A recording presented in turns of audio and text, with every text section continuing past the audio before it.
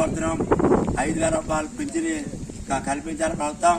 అదేవిధంగా 57 సంవత్సరాలు దాటితే కార్డు తొలగిస్తుంది ప్రభుత్వం. అది శాశ్వతంగా పనిచేయాలి. చనిపోయేదాకా కార్మికుడికి పనిచేయాలి.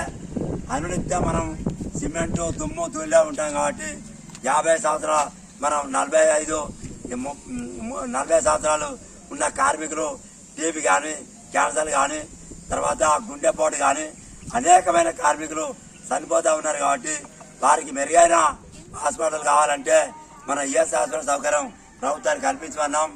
అది ఇంతవరకు కూడా జిల్లాకు ఒక హాస్పిటల్ కట్టుకున్నాం. జిల్లాకు కూడా కట్టలేదు. అది కూడా మనకు అవసరం. ఖచ్చితంగా ప్రభుత్వాన్ని డిమాండ్ చేస్తా ఉన్నాం. జిల్లాకు ఒక ఈఎస్ హాస్పిటల్ సౌకర్యం కల్పించమని ప్రభుత్వాన్ని కోరుతా ఉన్నాం. అదేవిధంగా మనకు కాంగ్రెస్ మేని ప్రెస్లో పెట్టిండ్రు. మన ముఖ్యమంత్రి రేవంత్ రెడ్డి గారు కార్మికులు చనిపోతే మనకు ప్రమాద బీమా 10 లక్షలు సారే ఒప్పుకున్నాడు. దాన్ని ఎమ్మడే ప్రకటించమన్నాం. అదేవిధంగా మనకు సాధారణంగా చనిపోయిన కార్మికుడికి 1,30,000 రూపాయలు ఇస్తున్నారు. దాన్ని 5 లక్షలు డిమాండ్ చేస్తా ఉన్నాం. అవి కూడా ప్రకటించాలి. మళ్ళా మనకు కేంద్ర గవర్నమెంట్ ఈ పరీక్షలను పెడుతుంది. పరీక్షలు ఇస్తుంది కానీ మందులు ఇస్తలేరు. దాన్ని తక్షణమే బంద్ చేయాలి. బంద్ చేస్తే మన డబ్బులు అనవసరంగా పోతున్నాయి. అవి మనకు ఒక కార్మికునికి టెస్ట్ చేస్తే 3,500 రూపాయలు తీసుకుంటారు కాబట్టి దాన్ని తక్షణమే బంద్ చేయాలి. బంద్ చేస్తే మనకు ఆ బోర్డుగా డబ్బులు వేల కోట్లున్నాయి. కనీసం ఇప్పటి కూడా 2,500 కోట్ల రూపాయలు ఉన్నాయి. అవి కార్మికుడికే ఖర్చు పెట్టాలి. అనవసరంగా ఖర్చు పెడతారు. దాన్ని తక్షణం మనం టెస్టులు ఆఫ్ చేయాలి. ఆఫ్ చేస్తేనే ఆ డబ్బులు మిగులుతాయి. 50 సంవత్సరాల కార్మికునికి 5,000 రూపాయలు పింఛన్ ఇచ్చినా ఆ డబ్బులు ఒడివాయి. ప్రమాద శాతం 10 లక్షలు ఇచ్చినా ఒడివాయి. ప్రతి కార్మికునికి ప్రభుత్వం దృష్టికి రావాలి. ఆ దృష్టికి వచ్చే విధంగా మనం పోరాడదాం. పోరాడితే పోయేది ఏం లేదు. మన ఖచ్చితంగా ఇప్పుడు గీతా కార్మికునికి 2,000 రూపాయలు ప్రకటించింది. తర్వాత చేనేత కార్మికునికి 2,000 రూపాయలు ప్రకటించింది. తర్వాత అందరి కార్మికులకు ప్రకటించింది కాబట్టి మనం గూడు కట్టి నీడనిచ్చినాం. కనీసం మనకు ప్రభుత్వం గుర్తింపు చేయాలి.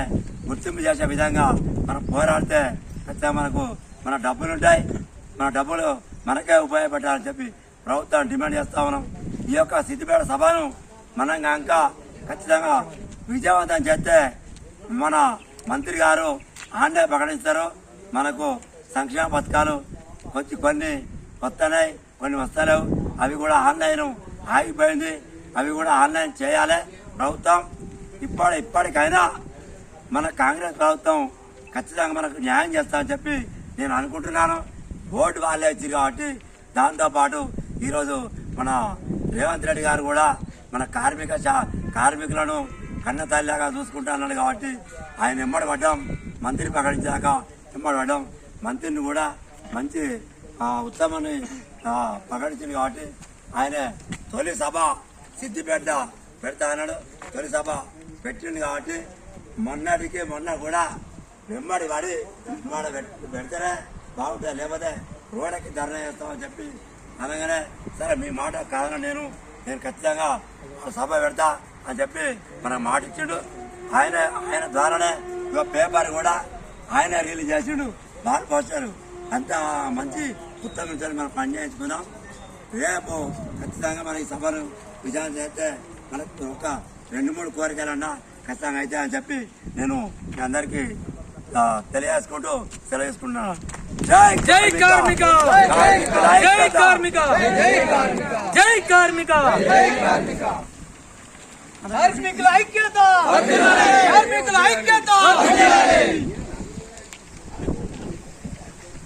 మంచిది వీడియో మంచిగా అడిగాను మనం చేసిన